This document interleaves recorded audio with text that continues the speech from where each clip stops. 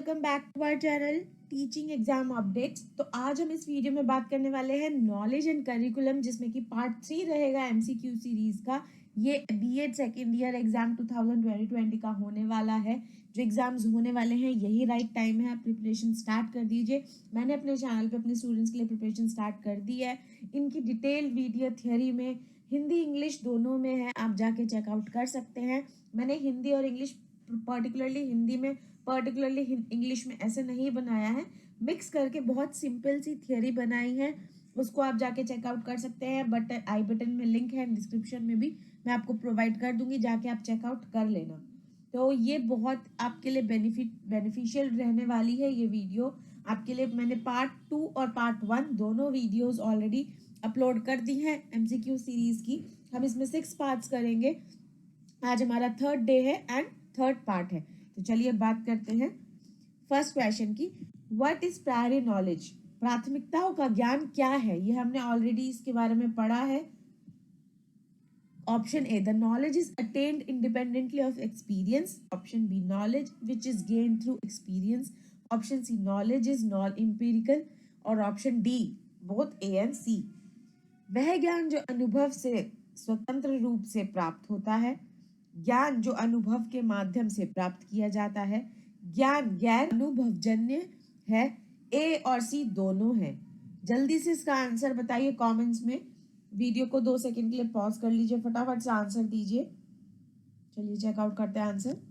Option A and C, imperial knowledge, ये दोनों हैं। ऑप्शन ए और ऑप्शन सी नॉन इंपीरिकल, और the knowledge that is attend independently of experience. Priori knowledge इन दोनों को कहा जाता है। ठीक है, चलिए सेकेंड। व्हाट इज एम्पेरिकल और पोस्टीरियरी नॉलेज? ये क्या होता है? ये भी हमने पढ़ा है ऑलरेडी, आपको बताया था कि ये क्या होता है। Option A, knowledge which is gained through experience. Option B, knowledge gained without experience. Option C, knowledge based on certain assumptions. Option D, all of the above. देखिए, ये मैं ऑलरेडी आपको समझा चुकी हूँ कि ये जो नॉलेज है, इंपीरियल और पोस्टीरियर दो एक ही वर्ड होते हैं। इससे आपको कैसा भी क्वेश्चन आ सकता है। ये थोड़ा ट्रिकी होता है और कुछ नहीं है। बच्चों को ये मिसगाइड करने के लिए इस तरीके से दे दिया जाता है कि बच्चे कंफ्यूज हो जाते हैं। बाकी इन दोनों का मतलब एक ही है। एंड इसमें आपको बताना है कि जो नॉलेज है वो तुम्हारे अनुभव से तुम्हें मिलता है। जैसे कि ज्ञान जो अनुभव के माध्यम से प्राप्त किया जाए, अनुभव के बिना प्राप्त किया जाए, मतलब कि जो एक्सपीरियंस के बिना आप गेन करते हैं नॉलेज, उसे कहते हैं। कुछ मान्यताओं के आधार पर, मतलब जो आप एजम्पशन करते हैं, जैसे कि आपने मान लिया कि ये चीज है, उसके आधार पर, या उपरोक्त सभी, मतलब ये सभी इसका है। फटाफट से आंसर दीजिए, 2 सेकंड का ब्रेक लीजिए। आंसर कमेंट्स में जरूर बताना। चेकआउट करते हैं इसका answer. Option A, knowledge which is gain through experience. अपने अनुभवों के द्वारा जो हम नॉलेज गेन करते हैं उसे हम पर्सनल नॉलेज कहते हैं। Question C, scientific knowledge is gain through. Scientific knowledge किस तरीके से आती है? वैज्ञानिक ज्ञान के माध्यम से प्राप्त की है। क्या कैसी नॉलेज होती है, कैसे आती है? अथॉरिटी। ऑप्शन ए है अथॉरिटी। ऑप्शन बी है ऑब्जर्वेशन। ऑप्शन सी है एक्सपेरिमेंटेशन। ऑप्शन डी है बी और सी दोनों को मिला के है। जल्दी से आंसर दीजिए इसका। ऑप्शन ए है प्राधिकारी। ऑप्शन बी है अवलोकन। ऑप्शन सी है प्रयोग। ऑप्शन डी है बी और सी दोनों को मिला के। जल्दी से बताइए। चलिए चेकआउट करते हैं आंसर। ऑप्शन बी, मतलब ऑब्जर्वेशन एंड एक्सपेरिमेंटेशन दोनों को मिला के साइंटिफिक नॉलेज आती है। देखिए बहुत इजी है, क्वेश्चन के अंदर ही इसका आंसर छुपा है। साइंटिफिक, जब हम अपनी क्लास में साइंस के कुछ भी वो करते थे, प्रैक्टिकल्स करते थे, तो उसको ऑब्जर्व करते थे और एक्सपेरिमेंट करते थे, तभी हमें उसकी नॉलेज आती थी। हमें साइंस लैब में ले जाया जाता था, वो चीज यहाँ पे इम्प्लीमेंट करनी है और कुछ भी नहीं है। क्वेश्चन 4 पढ़ते हैं। The knowledge which is useful and is of utility is known as. इसको क्या कहा जाता है? जो ज्ञान उपयोगी है और उपयोगिता का है, उसे जाना जाता है किसके द्वारा? Empirical knowledge, pragmatic knowledge, relieved knowledge और इंट्यूटिव नॉलेज। फटाफट से इसका आंसर दीजिए। बहुत इजी है, ऑलरेडी हम ये सब पढ़ चुके हैं अपनी चैनल पे। प्रैग्मेटिक नॉलेज, इसको the knowledge which is useful and you is of utility is known as pragmatic knowledge, ठीक है। Question 5, the knowledge drawn from reasoning is called, क्या होता है, तर्कमान से तैयार ज्ञान को क्या कहा जाता है, rational knowledge, authoritative knowledge, reasoning knowledge और इंट्यूटिव नॉलेज। जल्दी जल्दी आंसर दीजिए, सिंपल डेफिनेशंस में एमसीक्यू आ गया है। Rational knowledge. Question D 6, which type of knowledge is drawn through senses observation, senses observation को किस तरीके से कहा जाता है, इंद्रियों के अवलोकन के माध्यम से किस प्रकार का ज्ञान खींचा जाता है। बहुत इजी है, rational knowledge, logical knowledge, reasoning knowledge और एम्पिरिकल नॉलेज। एक तरह के डेफिनेशंस में ही क्वेश्चन छुपा है, आंसर छुपा है, empirical knowledge. Question 7, reveal knowledge is, reveal knowledge क्या होता है, पता चलना ज्ञान है, क्या ज्ञान है, contain in religious book, which comes from divine sources, communicated by prophet, all of above। जल्दी से इसका आंसर दीजिए, रिवील्ड नॉलेज क्या होती है, फटाफट से, बहुत इजी है। रिवील्ड नॉलेज मतलब पता चला ज्ञान, जो हमें ज्ञान पता चला है, ज्ञान हमें मिला है, वो कैसे है, क्या उसको क्या कहेंगे, ये सभी तरीके से हमें ज्ञान मिल सकता है। Contain in religion books, which comes from the divine sources, communicate by phosphorate, यहाँ इन तरीकों से हमें हर चीज से ज्ञान पता चलता है। Question 8, which type of knowledge is subjective and spontaneous in nature and neither related to senses nor to reason, किस प्रकार का ज्ञान प्राकृतिक में व्यक्ति पारक और सहज है और ना तो इंद्रियों से संबंधित है ना ही कारणों से। ये आप क्वेश्चन में ही समझ सकते हैं इसका आंसर क्या हो सकता है, क्योंकि ये ना जो एग्जाम्पल्स हैं, ये जो क्वेश्चंस हैं, ये सिर्फ आपकी डेफिनेशन से रिलेटेड है और कुछ भी नहीं है इनके अंदर। Empirical knowledge, intuitive knowledge, rational knowledge, authoritative knowledge, जिसने इन सब की डेफिनेशंस को पढ़ा है उसमें इसका आंसर उनको पता चल गया होगा, इंट्यूटिव नॉलेज।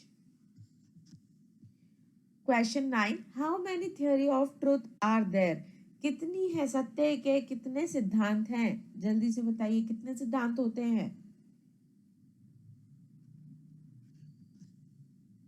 3, आंसर यहीं पे दिया हुआ है। 10th क्वेश्चन है, which truth theory indicates relationship between the object and idea और थॉट, कौन सा सत्य सिद्धांत वस्तु और विचार या विचार के बीच संबंध इंगित करता है। ये बहुत इजी है, options, pragmatic theory, B correspondence theory, C coherence theory या डी सभी है ये। जल्दी से इसका आंसर दीजिए, बहुत इजी है, relationship between the object and idea और थॉट क्या इंडिकेट करता है, किस टाइप की थ्योरी इंडिकेट करता है, correspondence theory. Option, question 11, which option is correct as per pragmatic theory of truth, ये इसमें से कौन सा ऑप्शन ऐसा है जो करेक्ट है, जो इससे मैच करता है, based on the assumptions of utility and usefulness, B based on the assumption that idea and thoughts are interrelated, C both A and B या D none of the above। जल्दी से इसका answer दीजिए, सत्य के व्यवहारिक सिद्धांत के अनुसार कौन सा विकल्प सही है, उपयोगिता और उपयोगिता की धारणा के आधार पर, इस धारणा के आधार पर कि विचार और विचार परस्पर संबंधित है, ऑप्शन सी ए और बी दोनों, या ऑप्शन डी उपरोक्त से कोई भी नहीं, इनमें से कोई भी नहीं। जल्दी से ऑप्शन करेक्ट बताइए क्या हो। Question 12, what are the characteristics of coherence theory, जुटना सिद्धांत के विशेषताएं क्या है, जल्दी से बताइए। Consistency, statement of test of truth, there is logical correlation between facts relieving the truth, और ये सभी हैं।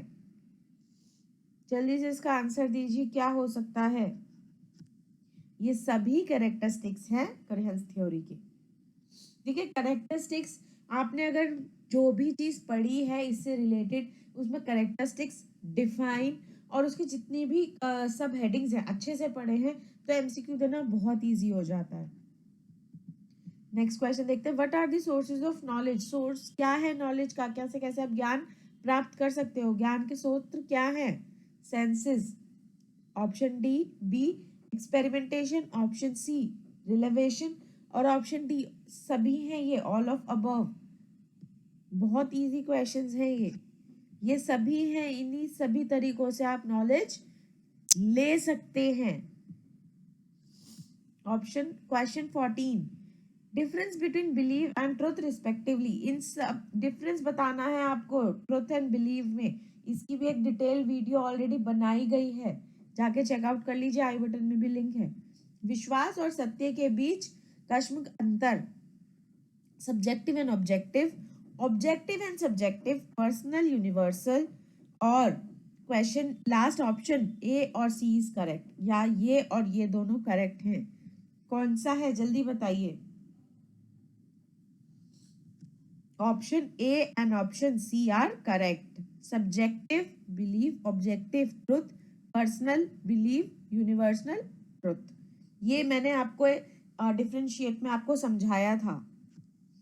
Question 15, dash helps in developing the ability to solve the problem by thinking. क्या चीज हमें हेल्प करती है जब हम किसी चीज को हेल्प करती है कि हम जो सोच रहे हैं वो चीज ठीक हो, क्या क्या है? डैश सोच कर समस्याओं को हल करने की क्षमता विकसित करने में मदद करता है, क्या? Reasoning, analyse, both A and B, और ये इनमें से कोई भी नहीं। बहुत इजी है, जल्दी जल्दी।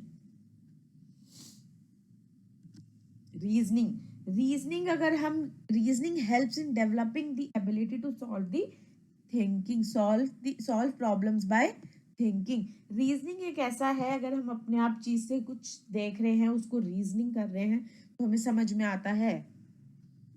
क्वेश्चन 16, व्हाट इज और आर दी कैरेक्टरिस्टिक्स ऑफ करेक्टिविज्म? कौन कौन से हैं? ऑलरेडी आंसर दिया हुआ है यहाँ पे। Learning is inquiry based, learning in evolving, learning is reflective. ये सभी आते हैं कैरेक्टरिस्टिक्स किसके? कंट्रविज्म के। Question 17, discovery learning concept is given by. क्या है जल्दी से बताइए, डिस्कवरी लर्निंग कंसेप्ट किसने दिया था? Option A Jerome Bruner, option B Jean Piaget, Lev Vygotsky और ऑप्शन डी कॉलबर्ग। फटाफट से इसका आंसर दीजिए। Option A is the correct answer.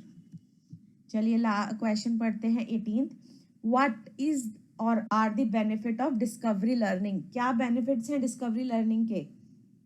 Option A increase of intellectual potential, option B help the process of memorising, option C opportunity to learn the heuristic of discovery, option D all of the above. क्या benefits हैं discovery of learning के? किस तरीके से learning discover की गई थी, किस तरीके से लर्निंग डिस्कवरी के क्या बेनिफिट्स हो सकते हैं? ऑप्शन डी, ये सभी तरीके से बेनिफिट हो सकते हैं। 19, the philosopher theory emphasize reinforcement after learning. Option A Jean Piaget, option B Skinner, option C John Locke, option D Jerome Bruner. फटाफट से इसका आंसर दीजिए। स्किनर, इसका आंसर है स्किनर। लास्ट क्वेश्चन है, children have inborn tendency of adjustment to their environment, this tendency is term as. Children जब birth लेता है उसके अंदर इतनी एडजस्टमेंट, इतनी होती है टेंडेंसी कि वो एनवायरनमेंट के अकॉर्डिंग अपने आप को ढाल ले, एडजस्ट कर ले, तो उस टेंडेंसी को क्या कहा जाता है? एडेप्टेशन, एडजस्टमेंट, एसिमिलेशन और एकोमोडेशन। फटाफट से इसका आंसर दीजिए, बहुत इजी है इसका आंसर।